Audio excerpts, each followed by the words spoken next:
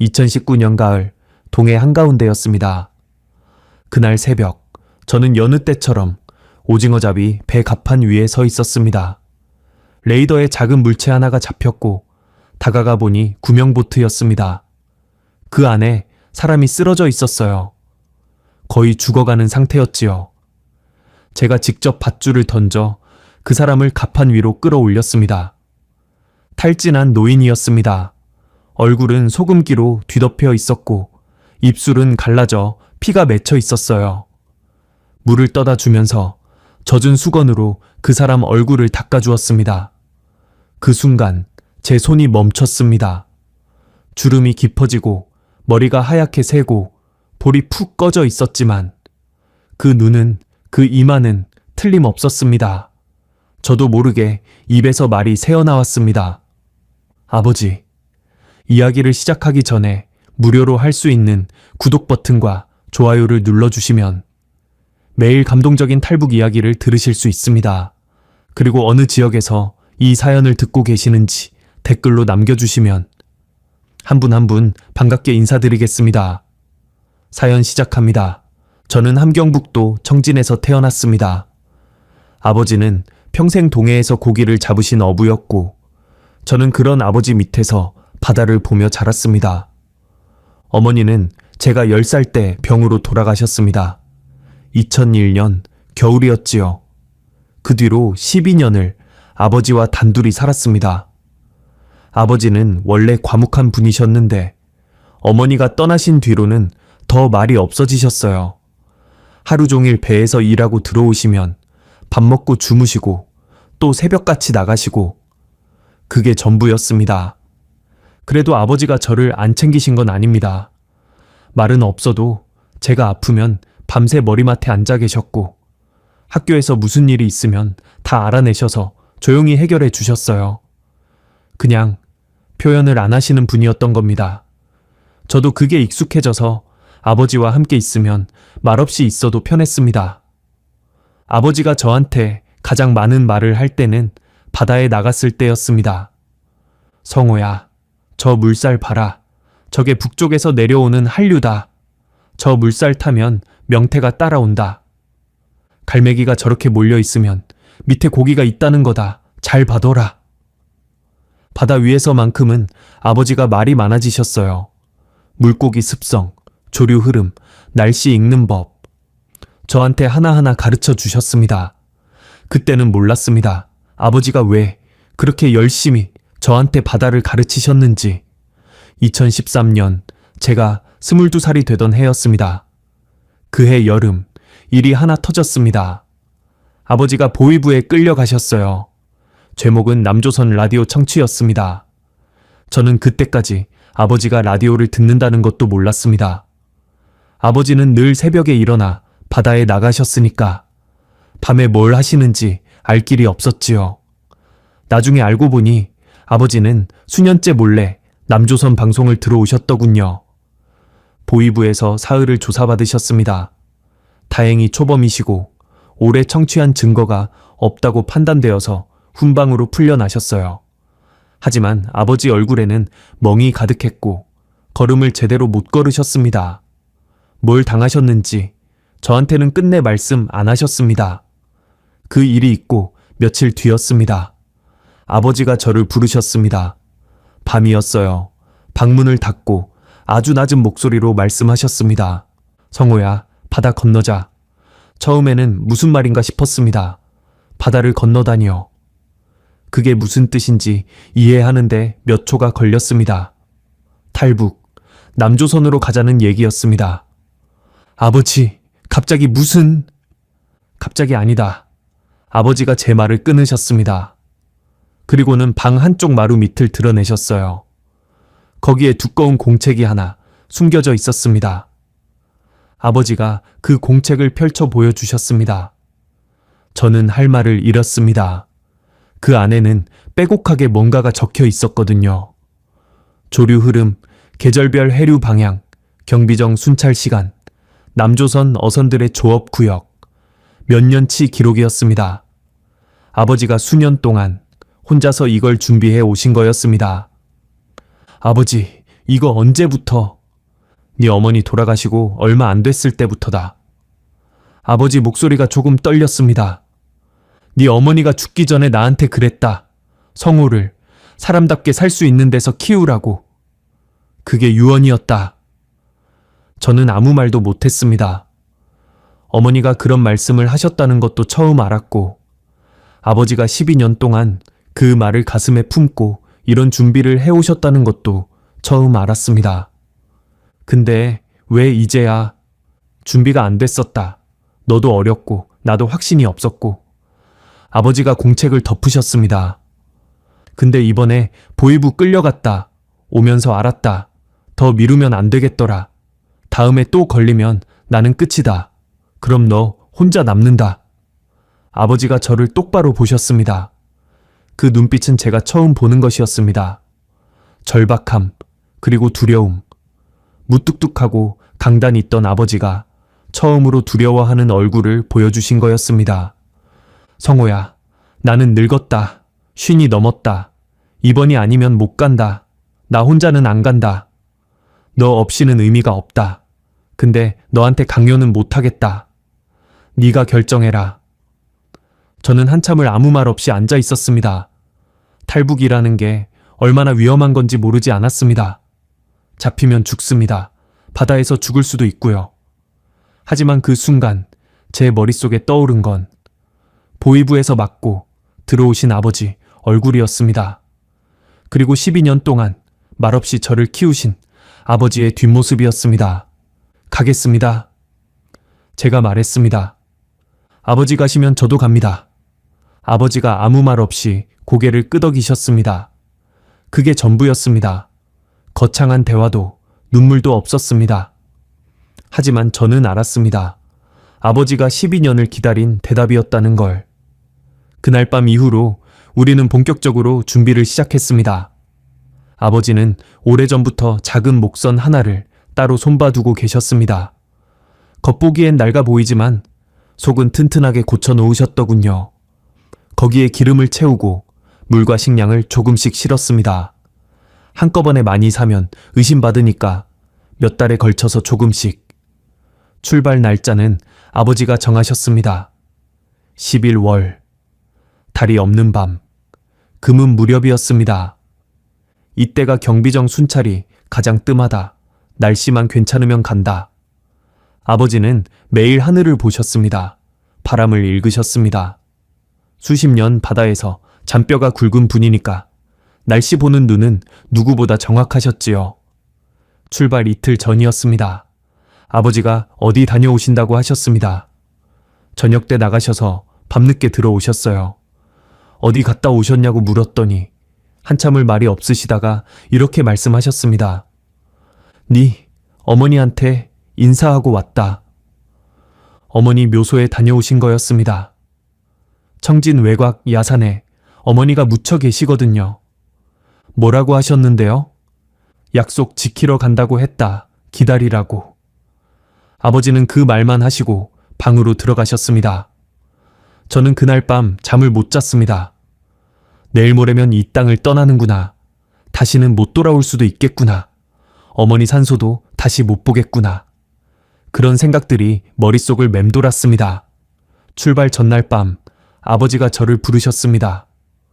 성호야. 네. 내일 바다 나가면 무슨 일이 있어도 배를 놓지 마라. 배만 붙잡고 있으면 산다. 알겠지? 네, 아버지. 그리고 아버지가 잠깐 말을 멈추셨습니다. 만약에 나한테 무슨 일이 생기면 너 혼자라도 가라. 절대 돌아오지 마라. 무슨 소리예요, 아버지? 그냥 만약에 하는 얘기다. 약속해라. 저는 대답을 못했습니다. 아버지 없이 가라니요. 그런 상황은 상상도 하고 싶지 않았습니다. 아버지가 다시 말씀하셨습니다. 성호야, 약속해라. 네, 약속할게요. 억지로 대답했습니다. 그때는 그냥 아버지가 혹시나 해서 하시는 말씀이라고 생각했습니다. 설마 그런 일이 진짜 생기겠나 싶었지요. 그게 얼마나 어리석은 생각이었는지 저는 하루 뒤에 알게 됩니다. 2013년 11월 달도 별도 없는 밤이었습니다. 우리는 바다로 나갔습니다. 2013년 11월 금은 무렵이었습니다. 아버지가 정한 날이 왔습니다. 낮 동안 하늘을 살피시던 아버지가 고개를 끄덕이셨어요. 바람도 잔잔하고 구름도 적당히 끼어서 달빛도 별빛도 없을 거라고 하셨습니다. 탈북하기에는 최적의 밤이라고. 해가 지고 어둠이 깔리기를 기다렸습니다. 저녁은 먹지 못했습니다. 목구멍으로 아무것도 넘어가지 않았거든요. 아버지도 마찬가지셨던 것 같습니다. 그냥 물만 조금 마시고 서로 말없이 앉아 있었습니다. 밤 10시쯤이었을 겁니다. 아버지가 일어나셨습니다. 가자. 그 한마디였습니다. 저도 일어났습니다. 미리 싸둔 짐을 들고 집을 나섰습니다. 뒤돌아보지 않았습니다. 돌아보면 못 갈 것 같았거든요. 배를 숨겨둔 곳까지 걸어가는 동안 심장이 터질 것 같았습니다. 혹시 누가 보면 어쩌나, 순찰 때라도 마주치면 어쩌나, 온갖 생각이 머릿속을 휘저었습니다. 하지만 아버지는 담담하게 앞만 보고 걸으셨어요. 그 뒷모습을 따라가며 저도 애써 마음을 다잡았습니다. 배가 있는 곳에 도착했습니다. 아버지가 손수 고쳐놓으신 작은 목선이었습니다. 겉보기엔 그냥 낡은 고기잡이 배인데 아버지가 몇 년에 걸쳐서 조금씩 손보신 거였죠. 엔진도 달려 있었지만 아버지 말씀이 소리가 너무 크다고 하셨습니다. 경비정에 들킬 수 있으니까 되도록 노를 저어서 가자고. 배에 올라탔습니다. 아버지가 밧줄을 풀고 저는 노를 잡았습니다. 배가 천천히 해안에서 멀어지기 시작했습니다. 뒤돌아보니 청진의 불빛이 희미하게 보였습니다. 제가 태어나고 자란 곳, 어머니가 묻혀 계신 곳. 그 불빛이 점점 작아지는 걸 보면서 저는 속으로 생각했습니다. 이제 진짜 돌아올 수 없겠구나. 아버지가 낮은 목소리로 말씀하셨습니다. 앞만 봐라. 뒤는 보지 마라. 저는 고개를 돌려 앞을 바라봤습니다. 칠흑 같은 어둠뿐이었습니다. 아무것도 보이지 않았어요. 파도 소리만 출렁출렁 들렸습니다. 노를 저었습니다. 아버지와 번갈아 가며 저었습니다. 1시간, 2시간. 팔이 터질 것 같았지만 멈출 수가 없었습니다. 여기서 멈추면 죽습니다. 잡히면 죽고 표류해도 죽습니다. 그 생각만으로 팔을 움직였습니다. 3시간쯤 지났을 때였습니다. 아버지가 갑자기 제 팔을 잡으셨습니다. 노젓는 걸 멈추라는 신호였습니다. 저도 멈췄습니다. 아버지가 손가락으로 한쪽을 가리키셨어요. 멀리서 불빛이 움직이고 있었습니다. 탐조등이었습니다. 경비정이었습니다. 숨이 멎는 것 같았습니다. 심장이 목구멍까지 치밀어 올랐습니다. 탐조등 불빛이 수면을 훑으며 이쪽으로 다가오고 있었어요. 천천히, 천천히. 아버지가 제 머리를 눌러 배 바닥에 엎드리게 하셨습니다. 아버지도 엎드리셨습니다. 우리는 숨을 죽이고 배 바닥에 납작 엎드려 있었습니다. 파도에 배가 출렁일 때마다 심장이 쿵쿵 뛰었습니다. 그 소리가 파도 소리보다 크게 느껴졌습니다. 탐조등 불빛이 가까워졌습니다. 수면 위를 훑더니 우리 배 근처를 스쳐 지나갔습니다. 눈을 질끈 감았습니다. 제발, 제발. 그냥 지나가게 해주십시오. 속으로 빌고 또 빌었습니다. 얼마나 지났을까요? 한 5분쯤 됐을 겁니다. 실제로는 오후 분이었겠지만 저한테는 1시간처럼 느껴졌습니다.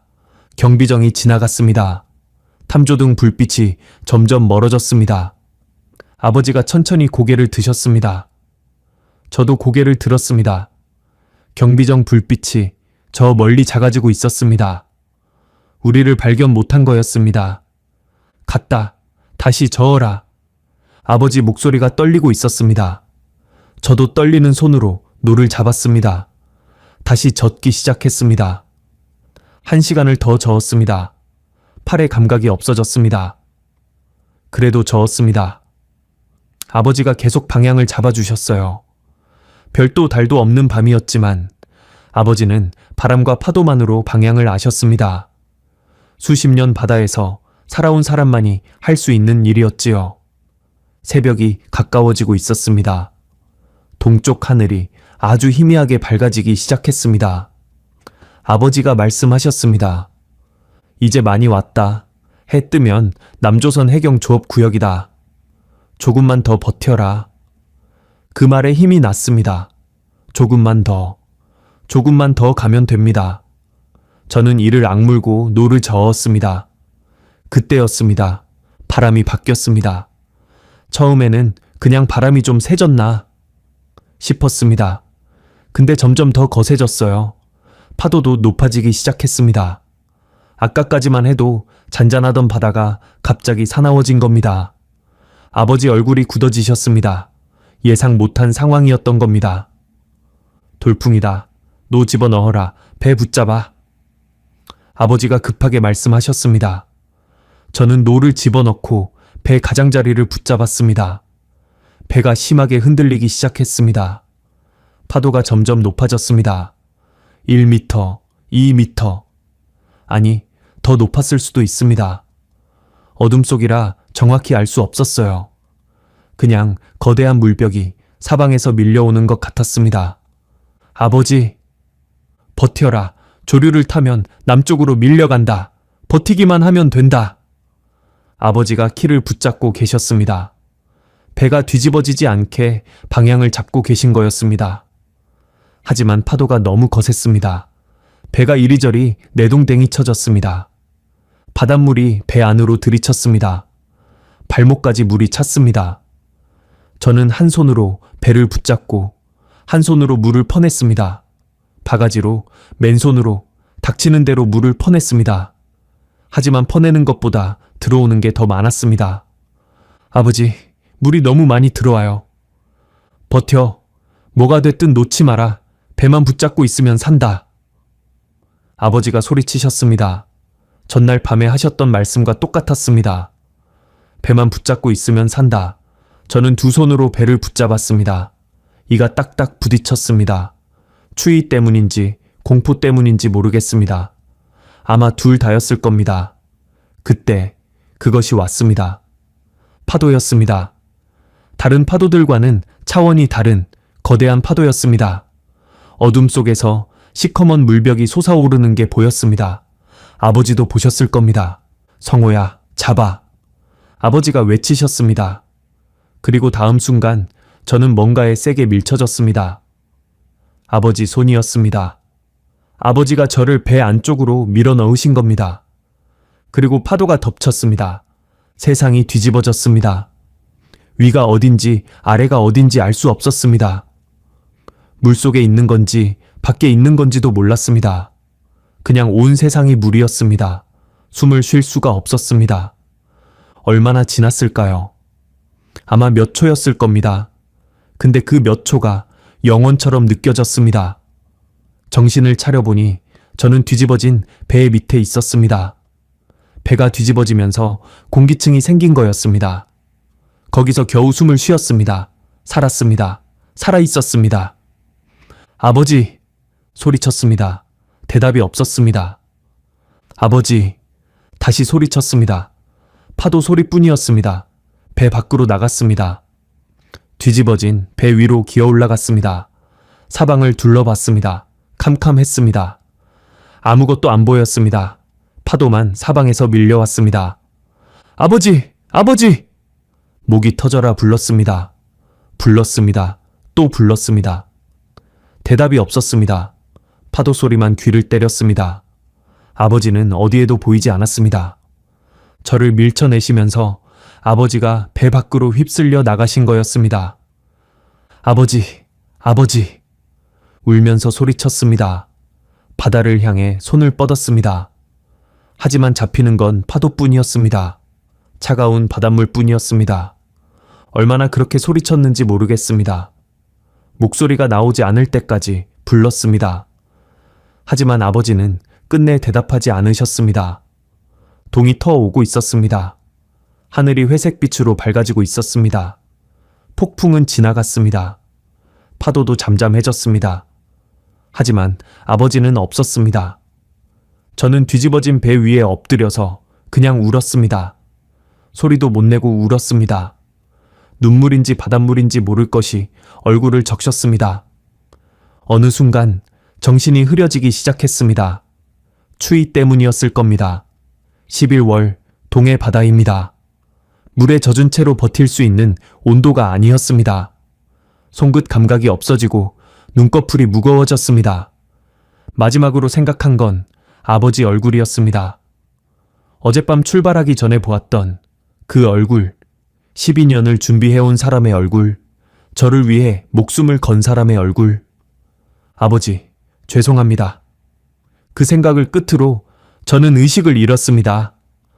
다시 눈을 떴을 때 저는 하얀 천장을 보고 있었습니다. 어디지? 여기가 어디지? 머리가 멍했습니다. 몸이 무거웠습니다. 움직일 수가 없었습니다. 옆에서 누가 말하는 소리가 들렸습니다. 이상한 말투였습니다. 북한 말투가 아니었습니다. 깨어났어요. 의식 회복했습니다.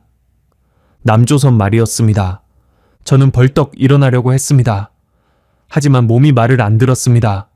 누군가 제 어깨를 눌렀습니다. 움직이지 마세요. 저천증이 심했어요. 아직 안정 안 됐습니다. 저천증. 그 말이 귀에 들어왔지만 제 머릿속에는 다른 생각밖에 없었습니다. 아버지요. 제가 말했습니다. 목소리가 갈라져서 제대로 안 나왔습니다. 아버지요. 같이 왔는데 아버지 못 찾았습니까?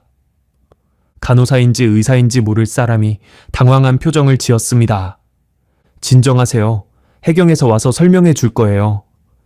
아버지가 어딨습니까? 같이 배 탔는데 아버지 찾아야 됩니다. 저는 소리쳤습니다. 울면서 소리쳤습니다. 사람들이 몰려왔습니다. 제 팔을 잡고 진정시키려 했습니다. 하지만 저는 계속 소리쳤습니다. 아버지요, 아버지 찾아주십시오, 제발요. 잠시 후 해경 사람이 왔습니다. 젊은 남자였습니다. 조심스러운 표정으로 제 앞에 앉았습니다. 침착하게 들으세요. 오늘 아침 6시쯤 우리 경비정이 표류하는 배를 발견했습니다. 뒤집어진 배 위에 당신이 있었어요. 의식 없는 상태였고 저천증이 심해서 바로 병원으로 이송했습니다. 아버지요, 저 혼자 아닙니다.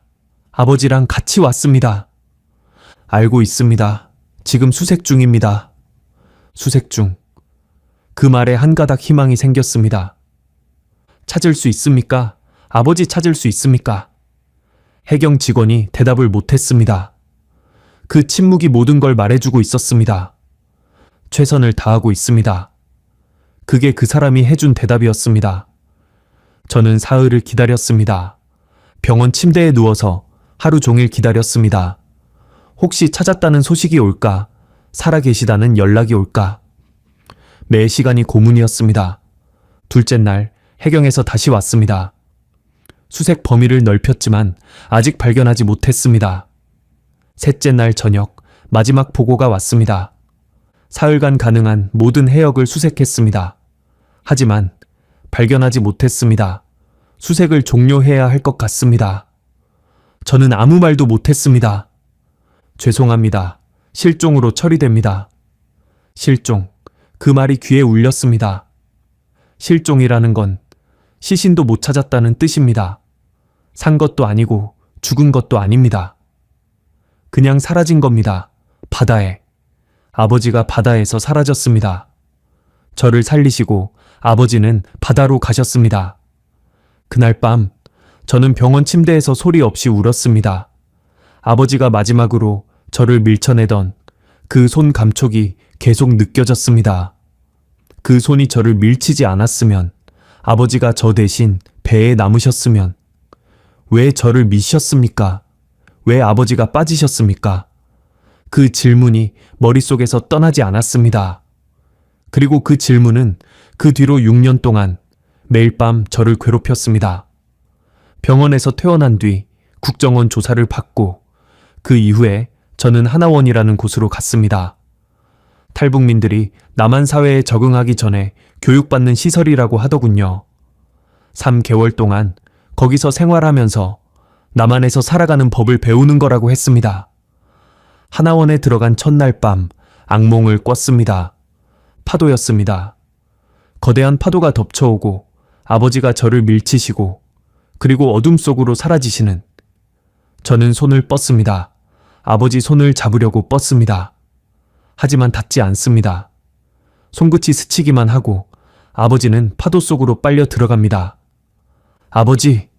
소리치면서 깨어났습니다. 온몸이 땀에 젖어 있었습니다. 심장이 터질 것처럼 뛰었습니다. 같은 방 사람들이 놀라서 저를 쳐다봤습니다. 괜찮아요? 꿈꾼 거예요? 저는 대답을 못하고 그냥 고개만 끄덕였습니다. 그 악몽은 그날 밤만 꾼 게 아니었습니다. 매일 밤 찾아왔습니다. 내용은 조금씩 달랐지만 결말은 항상 같았습니다. 제가 손을 뻗고 아버지를 잡지 못하고 아버지가 사라집니다. 그리고 저는 소리치면서 깨어납니다. 하나원 3개월 동안 편히 잔 밤이 하루도 없었습니다. 낮에는 더 힘들었습니다. 수업을 듣고 적응 교육을 받고 상담도 받았습니다. 하지만 제 머릿속에는 온통 아버지 생각뿐이었습니다. 선생님이 뭐라고 해도 귀에 안 들어왔습니다. 그냥 멍하니 앉아있는 날이 많았습니다.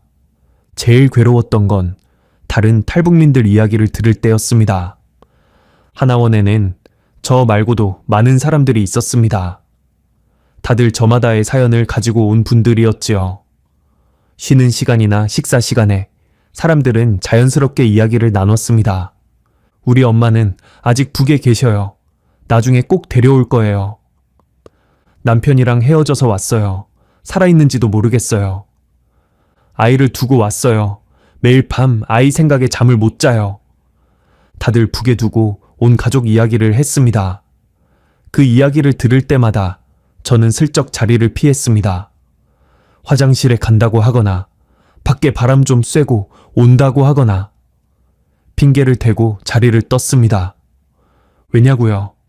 저는 두고 온 게 아니니까요. 제 눈앞에서 잃어버린 거니까요. 아니, 잃어버린 것도 아닙니다. 제가 죽인 거니까요. 그 생각이 머릿속을 떠나지 않았습니다. 아버지가 저를 안 밀치셨으면 아버지가 배에 남으셨을 겁니다.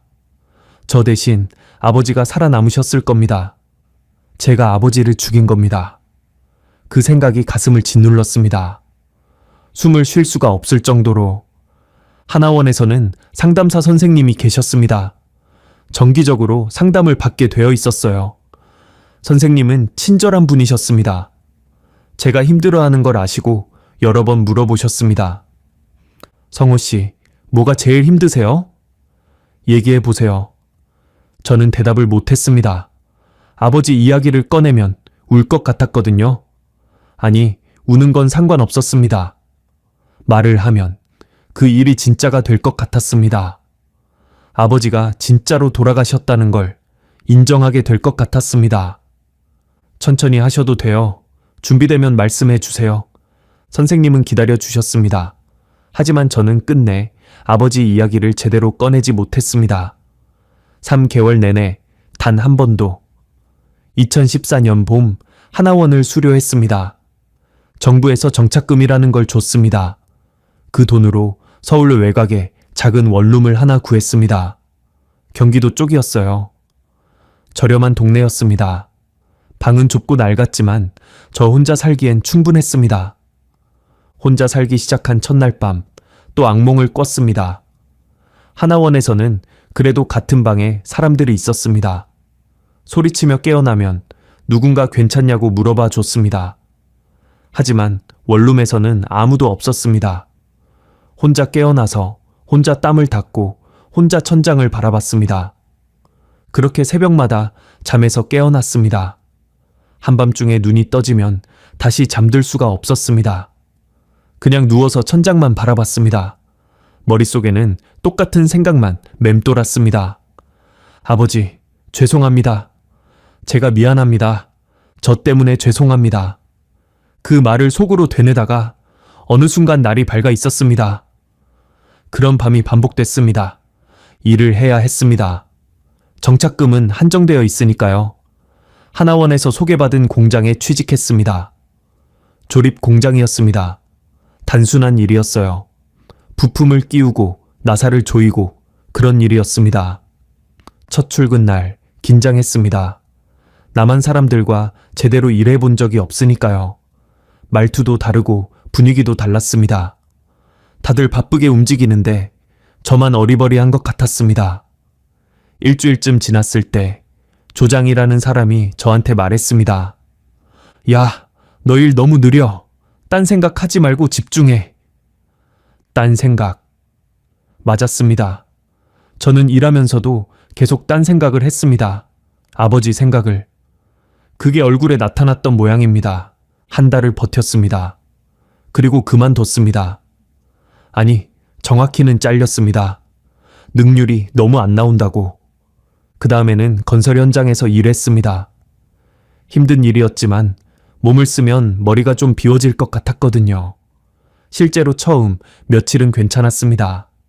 너무 지쳐서 생각할 여유가 없었으니까요. 하지만 금방 한계가 왔습니다.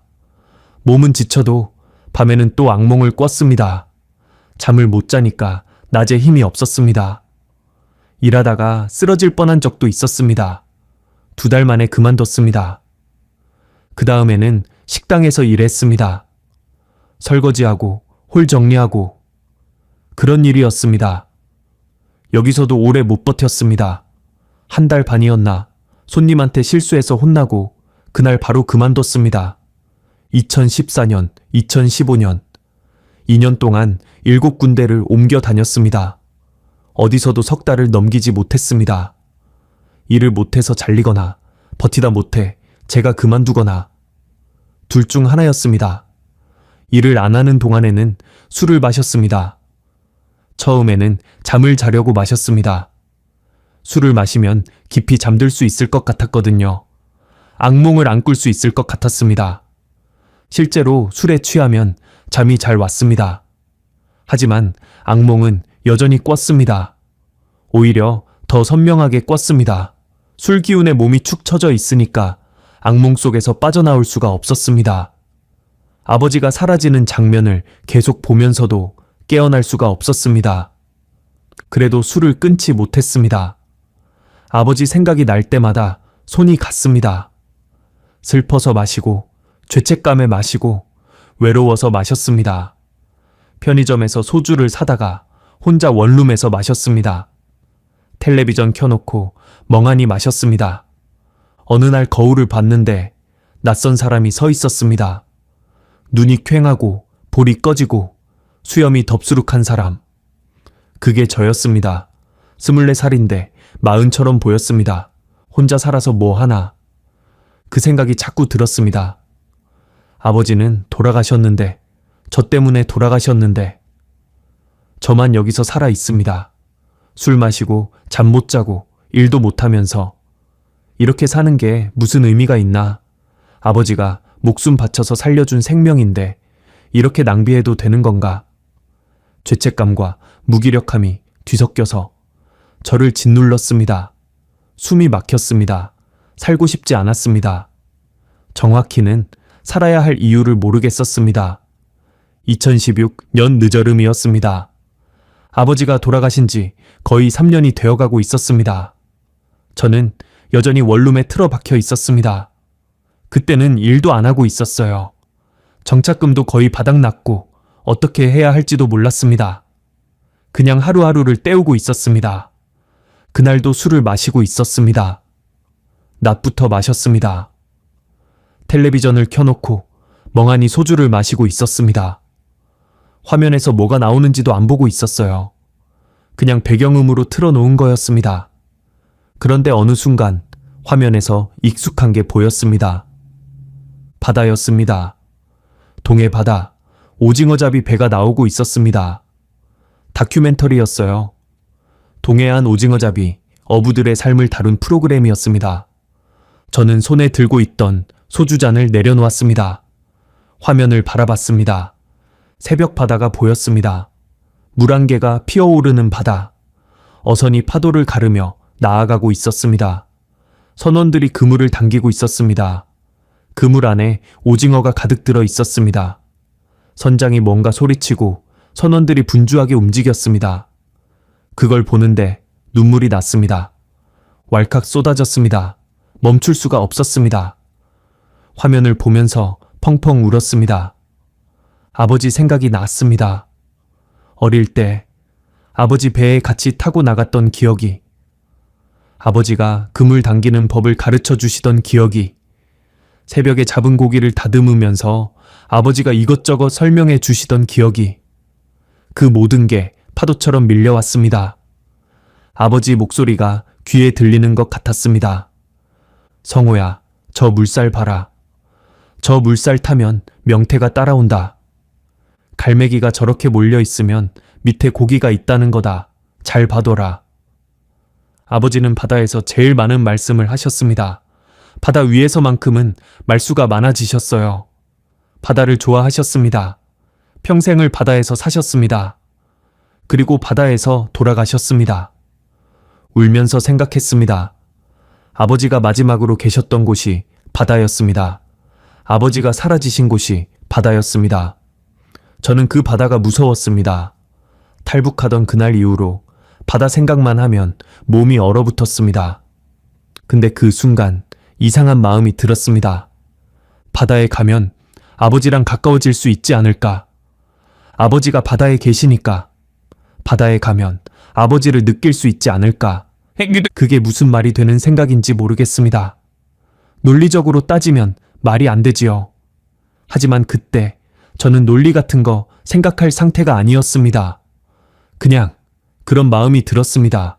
바다에 가고 싶다. 아버지한테 가고 싶다. 그게 죽고 싶다는 뜻인지 살고 싶다는 뜻인지 저도 몰랐습니다. 아마 둘 다였을 겁니다. 바다에서 죽으면 아버지 곁에 갈 수 있을 것 같기도 했고, 바다에서 일하면 아버지처럼 살 수 있을 것 같기도 했습니다. 그날 밤 오랜만에 악몽을 안 꿨습니다. 대신 아버지 꿈을 꿨습니다. 아버지가 배 위에 서 계셨습니다. 웃고 계셨습니다. 아무 말씀도 안 하셨지만 그냥 웃고 계셨습니다. 아침에 일어나서 결심했습니다. 바다로 가자. 어선을 타자. 2017년 봄이었습니다. 저는 속초로 갔습니다. 동해안에서 오징어잡이 배가 많이 나가는 항구라고 들었거든요. 짐이랄 것도 없었습니다. 옷가지 몇 벌이랑 세면도구 넣은 가방 하나. 그거 들고 무작정 갔습니다. 속초항에 도착해서 어선들을 구경했습니다. 크고 작은 배들이 정박해 있었습니다. 어부들이 그물을 정비하고 물건을 나르고 바쁘게 움직이고 있었습니다. 바다 냄새가 났습니다. 비린내 섞인 바다 냄새. 청진에서 맡던 것과 똑같았습니다. 가슴이 먹먹해졌습니다. 무서웠습니다. 하지만 동시에 이상하게 편안했습니다. 배를 구해야 했습니다. 선원으로 태워줄 배를. 항구를 돌아다니며 물어봤습니다. 사람 구하는 바에 없냐고. 처음에는 다들 시큰둥했습니다. 경력도 없고 어디서 왔는지도 모르는 젊은 놈이니까요. 며칠을 돌아다녔습니다. 계속 거절당했습니다. 포기할까 싶을 때쯤 한 중년 남자가 저를 불렀습니다. 야, 너 자꾸 배 구한다고 돌아다니는 놈 아니가? 선장이었습니다. 50대 중반쯤 되어 보이는 분이었습니다. 얼굴이 햇볕에 그을려서 검었고 손이 크고 거칠었습니다. 전형적인 어부 손이었습니다. 네, 일하고 싶습니다. 경력 있나? 남한에서는 없습니다. 근데 북에서 고기잡이 좀 했습니다. 선장 눈이 커졌습니다. 북에서 왔어? 네. 잠깐 침묵이 흘렀습니다. 선장이 저를 위아래로 훑어봤습니다. 탈북민이라고 하면 꺼리는 사람도 있다고 들었습니다. 마음이 조마조마했습니다. 어디서 잡았는데? 청진입니다. 동해 쪽이요. 동해? 뭐 잡았는데? 명태, 오징어, 대구. 아버지가 어부셨습니다. 선장이 고개를 끄덕였습니다. 그래? 그럼 바다는 알겠네? 네. 힘든 일인데 할 수 있겠어? 오징어 잡이가 보통 일이 아닌데. 하겠습니다. 뭐든 하겠습니다. 선장이 잠깐 생각하더니 말했습니다. 좋아. 마침 사람이 하나 필요했어. 대신 처음에는 막내야. 제일 힘든 일 다 해야 돼. 감사합니다. 열심히 하겠습니다. 그렇게 저는 오징어잡이 배에 타게 됐습니다. 첫 출항날, 배가 항구를 떠날 때 다리가 후들거렸습니다. 3년 반 만에 처음 타는 배였습니다. 그 사이에 바다는 저한테 공포의 대상이 되어 있었거든요. 아버지를 삼킨 바다, 그 바다에 다시 나가는 겁니다. 배가 항구를 벗어나자 파도가 느껴졌습니다. 배가 출렁거렸습니다. 그 감각에 그날 밤이 떠올랐습니다. 폭풍, 파도, 아버지가 휩쓸려 가시던 그 순간 손이 떨렸습니다. 식은땀이 났습니다. 도망치고 싶었습니다. 하지만 도망칠 데가 없었습니다. 이미 바다 한가운데였으니까요. 야, 괜찮아? 얼굴이 허해. 선배 선원 한 명이 저한테 말했습니다. 괜찮습니다. 억지로 대답했습니다. 괜찮지 않았지만 괜찮은 척 했습니다. 그날 하루는 정말 힘들었습니다. 몸이 힘든 게 아니라 마음이 힘들었습니다. 바다를 볼 때마다 아버지 생각이 났습니다. 파도 소리를 들을 때마다 그날 밤이 떠올랐습니다. 밤에 작업이 시작됐습니다. 오징어잡이는 밤에 합니다. 집어등이라는 밝은 불을 켜면 오징어가 빛에 이끌려 모여드는 거지요. 그걸 그물로 잡습니다. 집어등이 켜지고 바다가 환해졌습니다. 시커먼 바다 위에 둥근 빛이 퍼졌습니다. 그 광경을 보는데 묘한 기분이 들었습니다. 아름다웠습니다. 무서웠던 바다가 그 순간만큼은 아름다웠습니다. 그리고 문득 아버지가 느껴졌습니다. 아버지가 이 바다 어딘가에 계신 것 같은 느낌, 옆에 계신 것 같은 느낌. 설명하기 어렵습니다. 그냥 그런 느낌이 들었습니다. 그날 밤 저는 처음으로 바다에서 울지 않았습니다. 시간이 지나면서 조금씩 적응이 됐습니다. 바다가 여전히 무섭지 않은 건 아니었습니다. 하지만 그 무서움이 점점 다른 감정으로 바뀌어 갔습니다. 그리움, 그리고 위안. 새벽에 물안개가 피어오르는 바다를 볼 때면 아버지가 생각났습니다. 근데 그게 더 이상 고통만은 아니었습니다. 아버지와 함께했던 시간들이 떠올랐습니다. 좋았던 기억들이요. 파도 소리를 들으면서 잠들 때면 아버지 목소리가 들리는 것 같았습니다. 그물을 당길 때면 아버지가 가르쳐 주신 방법이 손에서 저절로 나왔습니다. 고기를 다듬을 때면 아버지 손놀림이 떠올랐습니다. 바다가 아버지를 데려가셨지만 바다에서 저는 아버지를 다시 만날 수 있었습니다. 이래도 점점 익숙해졌습니다. 처음에는 막내라서 허드레실만 했습니다. 갑판 청소하고 그물 정리하고 밥 차리고. 근데 시간이 지나면서 선배들이 저한테 다른 일도 가르쳐주기 시작했습니다. 어느 날이었습니다. 고기를 다듬고 있는데 선장이 옆에 와서 보시더니 말씀하셨습니다. 야, 네? 너 북에서 왔다며? 네. 근데 네 손이 보통 어부손이 아닌데 누구한테 배웠노? 저는 손을 멈추고 선장을 바라봤습니다. 아버지한테요? 아버지도 어부였어? 네, 평생 어부셨습니다. 같이 안 왔어. 저는 대답을 못했습니다. 선장이 제 표정을 보시더니 더 이상 묻지 않으셨습니다. 그래, 잘 배웠네. 아버지한테. 그 말 한마디가 이상하게 위로가 됐습니다. 아버지한테 잘 배웠다고. 아버지가 가르쳐 주신 게 지금 제 손에 남아있다고. 아버지가 완전히 사라지신 게 아니라 제 안에 남아 계신다고. 그런 느낌이 들었습니다. 2017년, 2018년. 저는 바다에서 일했습니다. 여전히 악몽을 꿀 때도 있었지만 예전보다는 훨씬 나아졌습니다. 술도 줄였습니다. 바다에서는 정신이 말짱해야 하니까요. 삶의 리듬이 생겼습니다. 출항하고 일하고 항구로 돌아오고 다시 출항하고 단순한 반복이었지만 그 안에서 저는 조금씩 살아가는 법을 다시 배웠습니다. 아버지를 여인 슬픔은 사라지지 않았습니다. 죄책감도 완전히 없어지진 않았습니다. 하지만 그걸 안고 살아가는 법을 배웠습니다. 바다가 가르쳐 줬습니다. 그렇게 2019년 가을이 왔습니다. 제가 아버지를 다시 만나게 되는 그해 가을이 2019년 가을이었습니다. 오징어 시즌이 한창이었습니다. 동해에서 오징어를 제일 많이 잡는 때가 가을이거든요. 9월부터 11월까지 배들이 쉴 새 없이 바다로 나갑니다.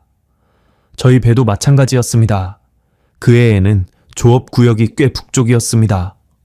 동해 북단, 러시아 해역 인근까지 올라갔습니다. 거기가 오징어가 많이 잡히는 곳이었거든요. 물론 위험하기도 했습니다. 그 해역에서는 남한 어선만 있는 게 아니었으니까요. 중국 어선도 있었고 러시아 어선도 있었습니다. 때로는 북한 어선도 보였습니다. 멀리서 보이는 작은 배들, 낡고 초라한 배들. 그 배들을 볼 때마다 저는 이상한 기분이 들었습니다. 저기 타고 있는 사람들도 저처럼 청진에서 온 어부일 수 있겠구나. 아버지처럼 평생 바다에서 산 사람들이겠구나. 저는 버릇처럼 다른 어선들을 바라봤습니다. 특히 북쪽에서 오는 배들을요. 혹시나 하는 마음이었습니다. 말도 안 되는 거 알았습니다. 아버지는 6년 전에 바다에서 돌아가셨습니다. 시신도 못 찾았지만 살아 계실 리가 없었습니다. 그걸 알면서도 눈이 자꾸 그쪽으로 갔습니다. 동료 선원 중에 저랑 제일 친한 형이 하나 있었습니다. 민수 형이라고. 저보다 5살 위였는데 잘 챙겨주는 형이었습니다. 그 형이 제가 자꾸 북쪽 바다를 바라보는 걸 알았나 봅니다. 어느 날 형이 저한테 말했습니다. 야, 성호야. 네, 형. 너 자꾸 저쪽 배들 쳐다보는데. 저는 대답을 못했습니다. 네 아버지 생각하는 거지? 야, 거기 쳐다본다고. 네 아버지가 있겠나. 그만해라. 마음만 아프다. 형 말이 맞았습니다. 쳐다본다고 아버지가 거기 계실 리 없었습니다. 저도 알았습니다. 근데 눈이 저절로 갔습니다. 손에 일이 없을 때면 자꾸 그쪽을 바라보게 됐습니다. 알겠습니다, 형. 그렇게 대답은 했지만 그 버릇은 고쳐지지 않았습니다.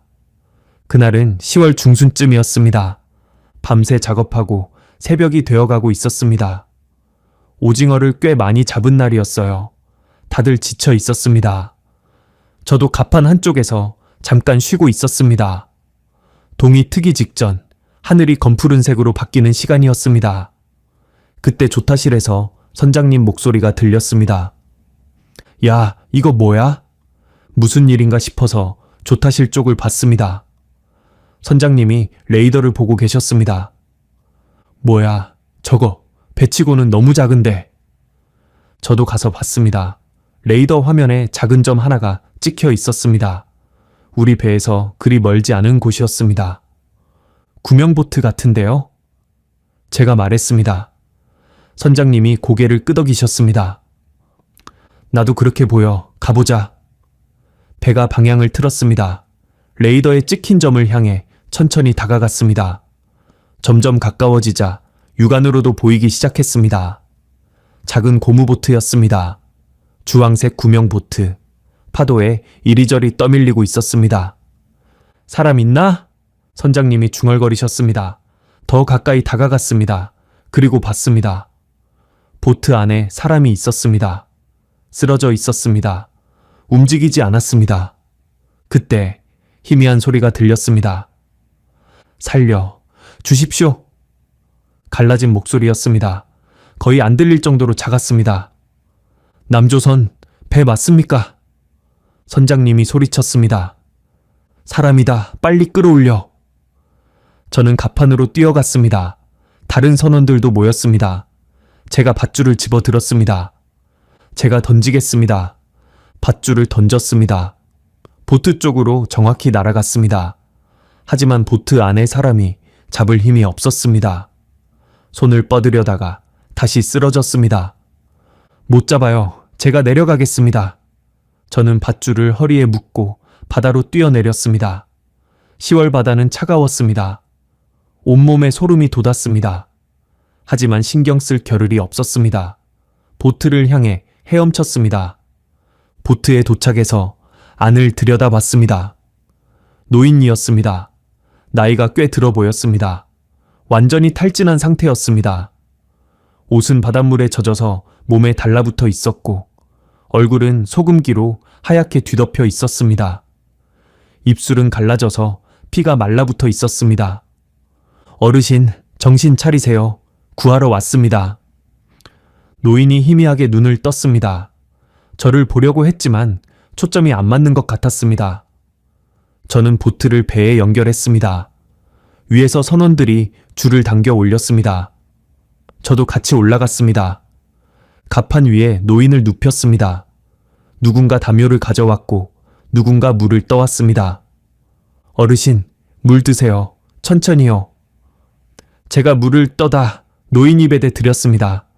노인이 물을 조금 마셨습니다. 목이 움직이는 게 보였습니다. 살아 있습니다. 다행이다. 저는 젖은 수건을 가져와서 노인 얼굴에 묻은 소금기를 닦아드렸습니다. 조심스럽게 천천히 이마를 닦았습니다. 볼을 닦았습니다.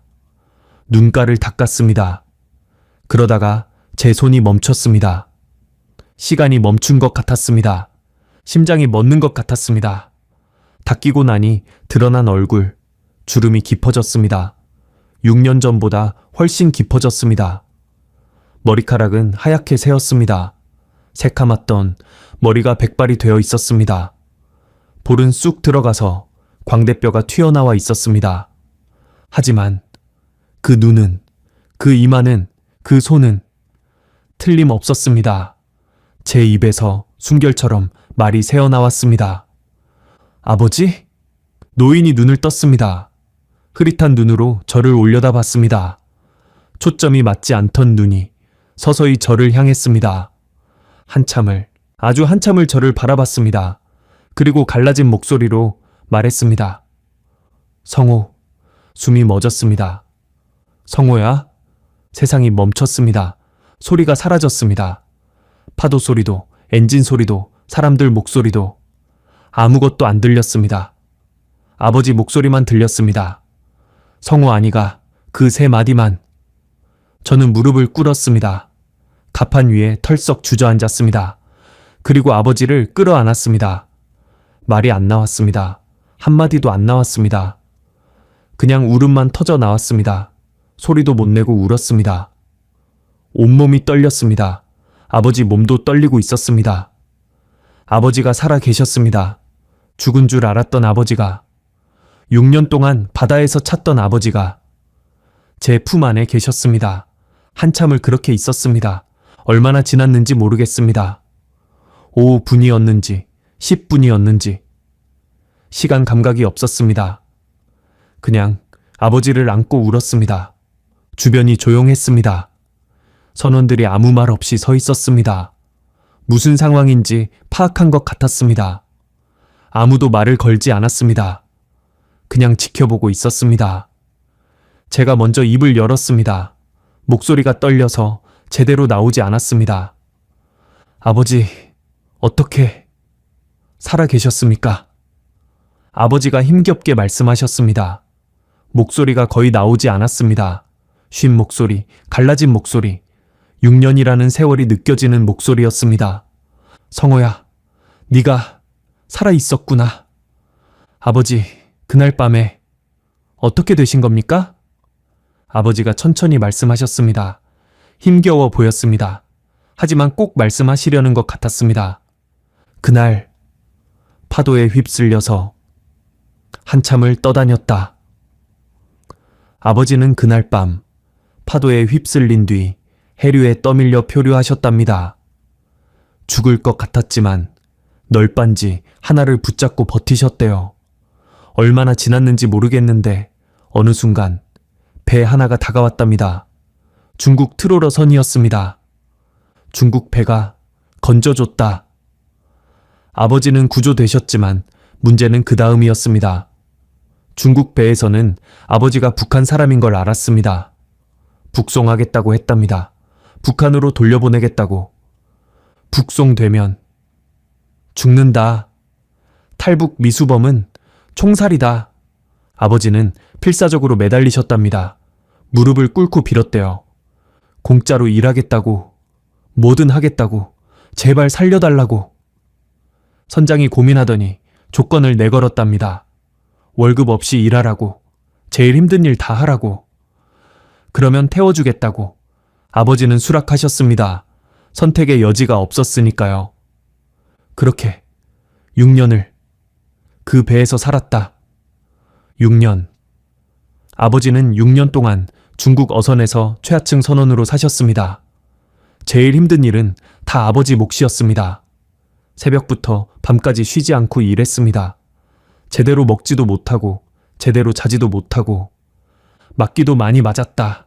일 좀 느리면 바로 매질이었다.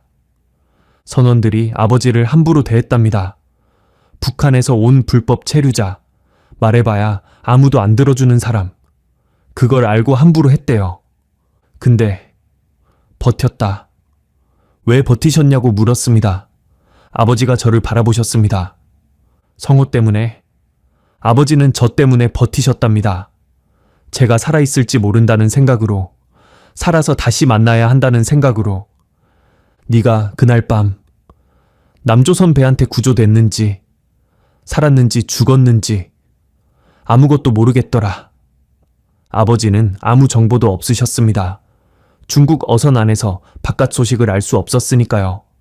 그냥 희망만 붙잡고 계셨답니다. 성호가 살아있을 거라고, 남조선에 잘 갔을 거라고. 하루도 안 빠지고 네 생각했다. 아버지 눈에서 눈물이 흘렀습니다. 처음 봤습니다. 아버지가 우시는 걸 처음 봤습니다. 평생 우시는 걸 본 적이 없었거든요. 어머니 돌아가셨을 때도 안 우셨습니다. 적어도 제 앞에서는. 살아있어서 고맙다. 성호야. 저도 눈물이 멈추지 않았습니다. 아버지는 이번에 어떻게 탈출하셨는지 말씀해 주셨습니다. 오징어 시즌이 되면 중국 어선도 동해 쪽으로 온답니다. 러시아 해역 근처에서 조업을 합니다. 그리고 그 근처에는 남한 어선들도 온다는 걸 아버지는 알고 계셨습니다.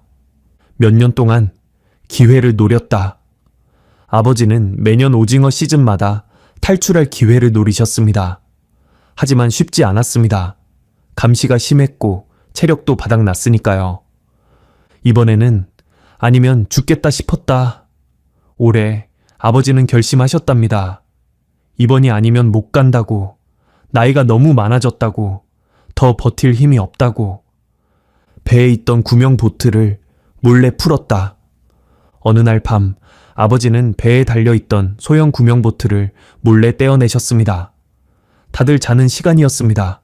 아무도 몰랐습니다. 노 저어서 남쪽으로 갔다. 아버지는 남한 어선들이 있는 방향으로 노를 저으셨습니다. 집어등 불빛이 보였답니다. 저 불빛을 향해 가면 된다고 생각하셨대요. 근데 힘이 없어서 중간에 쓰러졌다. 노를 젓다가 탈진하셨습니다. 이틀을 거의 안 먹고 준비하셨으니까요. 들키면 안 되니까 음식을 미리 챙겨둘 수가 없었답니다. 그냥 떠다녔다. 살았나 죽었나 모르겠더라. 아버지는 그 상태로 표류하시다가 저희 배에 발견되신 겁니다. 근데 네가 끌어올리더라. 아버지가 힘없이 웃으셨습니다. 꿈인 줄 알았다. 죽어서 네 보는가 그런 줄 알았다. 저도 그랬습니다. 꿈인 줄 알았습니다. 지금도 꿈인 것 같았습니다. 제가 아버지한테 말씀드렸습니다. 아버지 죄송합니다. 뭐가? 그날 밤에 제가 아버지 손을 못 잡았습니다. 아버지가 저 밀쳐서 아버지가 빠지셨습니다. 저 때문에. 저는 6년 동안 품고 있던 말을 꺼냈습니다. 매일 밤 악몽에서 저를 괴롭히던 그 말을. 제가 아버지를 죽인 거나 마찬가지입니다. 저 때문에 바다에 빠지시고 6년 동안 그 고생을. 됐다. 아버지가 제 말을 끊으셨습니다. 뭔 소리야. 너가 미안할 게 뭐가 있어. 아버지 목소리에 힘이 들어갔습니다. 지치신 몸인데도 단호하게 말씀하셨습니다. 내가 널 민 거다. 내가 선택한 거다. 네가 죽으면 안 되니까 민 거다. 그게 왜 네 잘못이야? 하지만 닥쳐라. 아버지가 짧게 말씀하셨습니다. 예전 말투였습니다. 과묵하고 무뚝뚝하던 그 말투. 내가 못나서 네 혼자 두고 그게 내내 한이었다. 아버지 눈가에 또 눈물이 맺혔습니다. 6년 동안 매일 생각했다. 성호가 잘 살고 있을까? 혼자 얼마나 힘들었을까? 아버지 없이 어떻게 버텼을까? 그 생각에 미칠 것 같았다. 저도 눈물이 났습니다. 저도요, 아버지. 저도 매일 생각했습니다. 네가 날 원망해도 할 말이 없다. 원망 안 합니다. 제가 말했습니다. 한 번도 원망한 적 없습니다. 그냥 죄송했습니다. 제가 살아서 죄송했습니다. 아버지가 고개를 저으셨습니다. 바보 같은 놈. 그리고 물으셨습니다. 근데 성호야. 네. 네가 왜 이 배에 있어? 바다가 무섭지 않았어? 아버지가 이상하다는 듯이 물으셨습니다. 그럴만 했습니다. 저는 그날 밤 이후로 바다가 트라우마가 됐을 테니까요. 그런 제가 왜 오징어잡이 배에 타고 있는지 의아하셨을 겁니다. 저는 대답했습니다. 아버지 찾으러요. 뭐? 아버지가 바다에 계시니까 저도 바다에 있고 싶었습니다. 아버지가 저를 바라보셨습니다. 아버지가 돌아가신 줄 알았습니다. 바다에서 돌아가신 줄 알았습니다. 근데 이상하게 바다에 가면 아버지 가까이 갈 수 있을 것 같았습니다. 저는 3년 전 그날의 이야기를 했습니다. 오징어잡이 다큐멘터리를 보고 눈물을 쏟았던 이야기. 바다에 가야겠다고 결심했던 이야기. 처음에는 무서웠지만 점점 아버지를 느낄 수 있었던 이야기. 그래서 바다에 있었습니다. 아버지 찾으러요. 아버지가 말이 없으셨습니다. 한참을 말이 없으셨습니다. 그러더니 제 손을 잡으셨습니다. 거칠고 갈라지고 굳은 살 박인 손. 6년간 고생하신 손. 그 손으로 제 손을 꽉 잡으셨습니다. 그리고 고개를 떨구셨습니다. 아버지 어깨가 떨렸습니다. 소리 없이 우시는 것 같았습니다. 저도 아버지 손을 꽉 잡았습니다.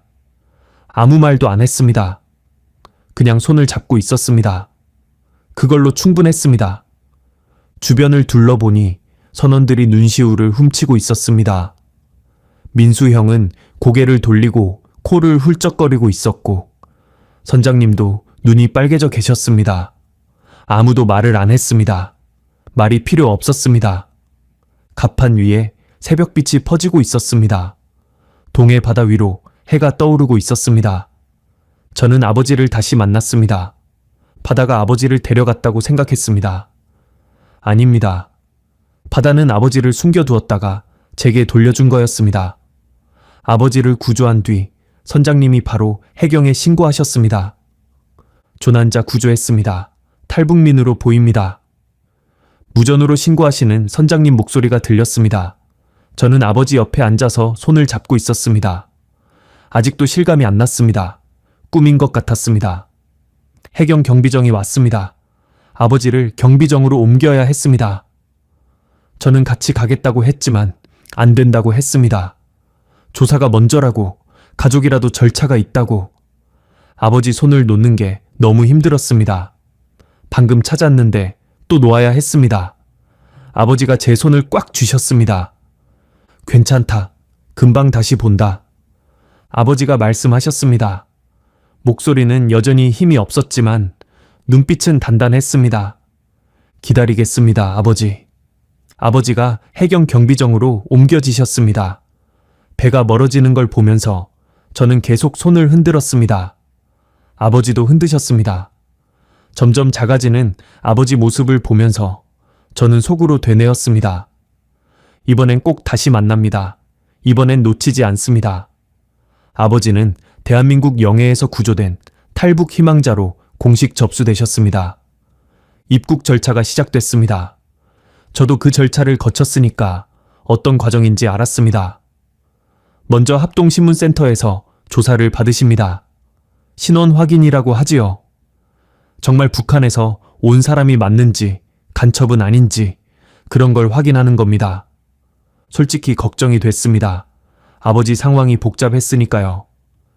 탈북하다 바다에 빠지고 중국 어선에서 6년을 살고 그러다 다시 탈출해서 남한에 오시고 보통 있는 경우가 아니었습니다.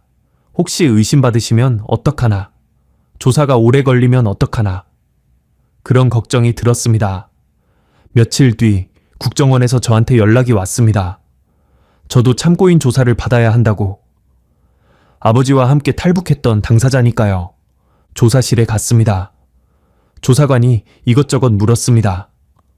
2013년 탈북 당시 상황, 아버지와의 관계, 그날 밤 무슨 일이 있었는지 저는 기억나는 대로 전부 말씀드렸습니다. 숨길 것도 없었고 숨기고 싶지도 않았습니다. 그날 밤 파도에 아버지가 휩쓸려 가시는 걸 봤습니다.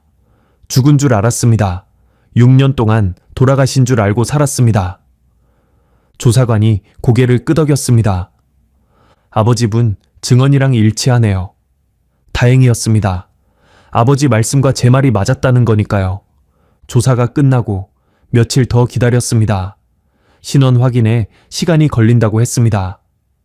아버지가 6년간 중국 어선에 계셨으니까 확인할 게 많다고. 저는 초조하게 기다렸습니다. 2019년 11월 말쯤이었습니다. 연락이 왔습니다. 신원 확인 완료됐습니다. 정식 입국 허가 났습니다. 그 말을 듣는 순간 다리에 힘이 풀렸습니다. 됐습니다. 아버지가 이제 정식으로 대한민국 국민이 되시는 겁니다. 저처럼. 아버지는 국정원 조사가 끝난 이후 하나원에 입소하셨습니다. 저도 6년 전에 거쳤던 곳이지요. 탈북민들이 남한 사회에 적응하기 전에 교육받는 시설, 3개월 과정입니다. 저는 매주 면회를 갔습니다. 일요일마다 속초에서 안성까지 갔습니다. 차로 3시간이 넘게 걸렸습니다. 하지만 힘들지 않았습니다. 아버지를 볼 수 있으니까요. 처음 면회 갔을 때 아버지가 많이 나아져 계셨습니다. 얼굴에 혈색이 돌았고 몸도 좀 회복되신 것 같았습니다. 제대로 드시고 제대로 주무시니까 좋아지신 거였지요. 아버지 많이 좋아지셨네요. 밥을 제때 먹으니까 그렇지. 아버지가 웃으셨습니다. 오랜만에 보는 아버지 웃음이었습니다. 눈가에 주름이 깊게 잡혔습니다. 예전에는 없던 주름이었습니다. 6년 세월의 흔적이었습니다. 면회 시간은 길지 않았습니다. 하지만 저희는 그 짧은 시간 동안 많은 이야기를 나눴습니다. 6년간 못했던 이야기들을요. 아버지는 중국 어선에서의 생활을 말씀해 주셨습니다. 얼마나 힘들었는지, 얼마나 외로웠는지. 저는 남한에서의 생활을 말씀드렸습니다. 얼마나 힘들었는지, 얼마나 아버지가 보고 싶었는지. 어느 면회 날이었습니다. 아버지가 말씀하셨습니다. 성호야. 네, 아버지. 수천 번은 생각했다. 아버지가 창밖을 바라보셨습니다. 성호가 살았을까? 남조선에 잘 갔을까? 살아만 있어라. 그것만 빌었다. 아버지 목소리가 떨렸습니다. 배에서 일할 때 힘들면 네 생각했다. 맞을 때도 네 생각했다. 성호가 잘 살고 있으면 됐다. 나는 여기서 죽어도 됐다. 그냥 네가 살아만 있으면. 저도 눈물이 났습니다. 저도요, 아버지. 제가 말했습니다. 저도 매일 아버지 생각했습니다. 바다에 나가면 아버지한테 말 걸었습니다. 속으로요. 죄송하다고, 보고 싶다고, 아버지 어디 계시냐고. 아버지가 저를 바라보셨습니다. 그래서 바다에 간 거구나. 네, 아버지가 바다에 계신 것 같아서요. 나도 그랬다. 아버지가 말씀하셨습니다. 중국 배에서 바다 볼 때마다 네가 이 바다 어딘가에 있을 것 같았다. 그래서 버틸 수 있었다. 우리는 서로를 향해 바다로 갔던 겁니다. 아버지는 저를 찾아 바다에서 버티셨고 저는 아버지를 찾아 바다로 들어갔습니다. 그리고 바다 한가운데서 다시 만났습니다. 그 사실을 확인하는 순간 저희 둘 다 말을 잇지 못했습니다. 그냥 마주보고 울었습니다. 면회실에서 다른 사람들 눈치 볼 것도 없이 그냥 울었습니다. 2020년 봄 아버지가 하나원을 수료하셨습니다. 저는 아버지를 모시러 갔습니다. 하나원 정문 앞에서 아버지를 기다렸습니다. 아버지가 짐을 들고 나오셨습니다. 짐이랄 것도 없었습니다. 작은 가방 하나뿐이었습니다. 아버지, 왔어?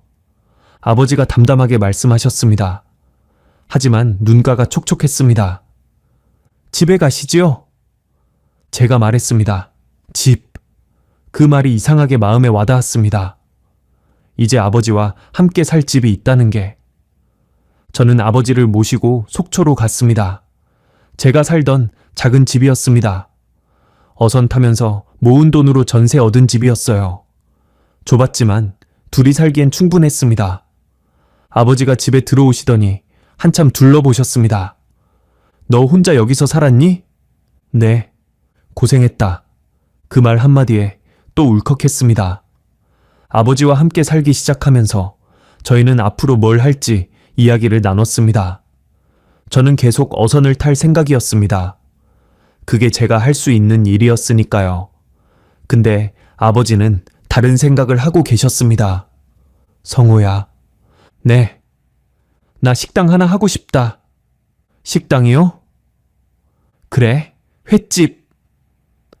아버지가 말씀하셨습니다. 평생 바다에서 고기 잡았다. 고기는 안다. 근데 이제 나이가 너무 많아. 배 타기는 힘들다. 아버지는 60이 넘으셨습니다. 게다가 6년간 고생하시면서 몸이 많이 상하셨습니다. 다시 어선을 타시기엔 무리였습니다. 그러니까 횟집을 하자. 네가 배 타서 고기 가져오면 내가 손질해서 팔게. 저는 고개를 끄덕였습니다. 좋은 생각이었습니다. 아버지 손으로 고른 생선이면 분명 맛있을 거였습니다. 아버지만큼 생선 보는 눈이 정확한 분을 못 봤으니까요. 좋습니다, 아버지. 그렇게 하시지요. 저희는 가게를 알아보기 시작했습니다. 속초 시내에 작은 가게를 하나 구했습니다. 항구에서 가까운 곳이었습니다. 새벽에 잡은 생선을 바로 가져올 수 있는 위치였지요. 가게 이름은 아버지가 직접 지으셨습니다. 동해식당. 왜 동해식당이에요? 제가 물었습니다. 우리 인생이 다 동해잖아. 아버지가 말씀하셨습니다. 네 어머니 있을 때 청진에서 동해 보고 살았고 동해 건너려다 헤어졌고 동해에서 다시 만났다. 동해가 우리 집이다. 저는 할 말이 없었습니다. 맞는 말이었습니다. 동해가 저희 인생 전부였습니다. 2020년 여름 동해식당이 문을 열었습니다. 아버지는 매일 새벽 4시에 일어나십니다. 그리고 항구로 나가십니다. 새벽에 들어온 어선들이 잡아온 생선을 직접 보시고 고르시지요. 저도 가끔 같이 가지만 아버지 눈을 못 따라갑니다. 이거 안 돼. 눈이 탁해. 이건 좋다. 살이 탱탱하네. 아버지 손을 거친 생선은 하나같이 신선합니다. 손님들도 알아봅니다. 여기 생선이 다르다고. 아저씨가 고르는 거 믿을 수 있다고.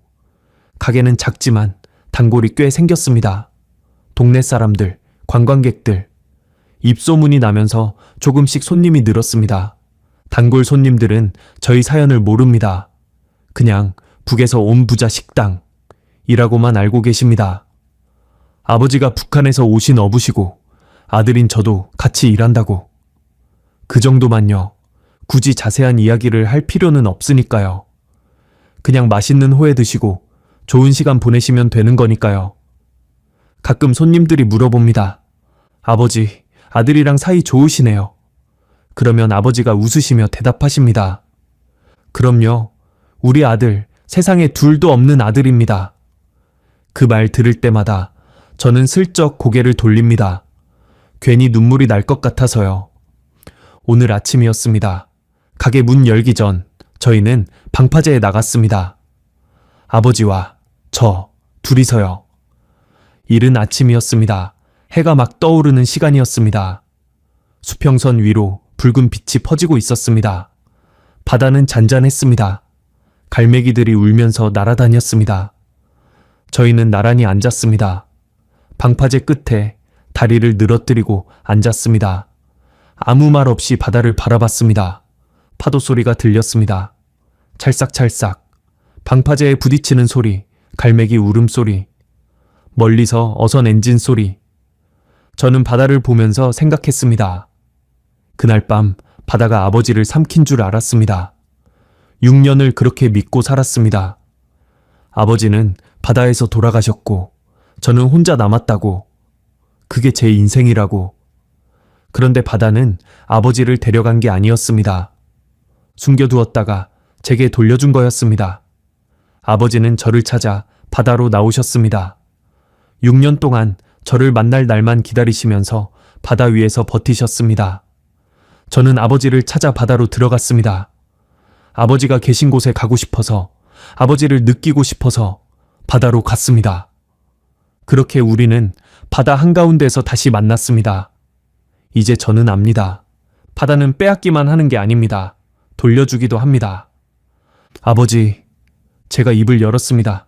왜? 이제 어디 가지 마요. 아버지가 저를 바라보셨습니다. 이번엔 제가 아버지 지킬 겁니다. 아버지가 아무 말 없이 웃으셨습니다. 그리고 제 어깨에 손을 얹으셨습니다. 거칠고 두꺼운 손, 평생 바다에서 일한 손. 저도 아무 말 안 했습니다. 그냥 나란히 앉아서 수평선을 바라봤습니다. 파도 소리가 들렸습니다. 갈매기가 울었습니다. 해가 떠올랐습니다. 저희 아버지와 저는 오늘도 여기 있습니다. 동해 바다가 보이는 이 자리에 함께 있습니다. 제 이야기는 여기까지입니다. 저는 이성호, 올해 35살입니다. 함경북도 청진에서 태어나 22살에 아버지와 탈북을 시도했고 바다에서 아버지를 잃었다가 6년 만에 다시 찾았습니다. 지금은 속초에서 아버지와 함께 작은 횟집을 하고 있습니다. 동해식당이라고 항구 근처에 있습니다. 혹시 속초에 오실 일 있으면 들러주십시오. 아버지가 직접 고른 신선한 회를 대접해 드리겠습니다. 긴 이야기 들어주셔서 감사합니다.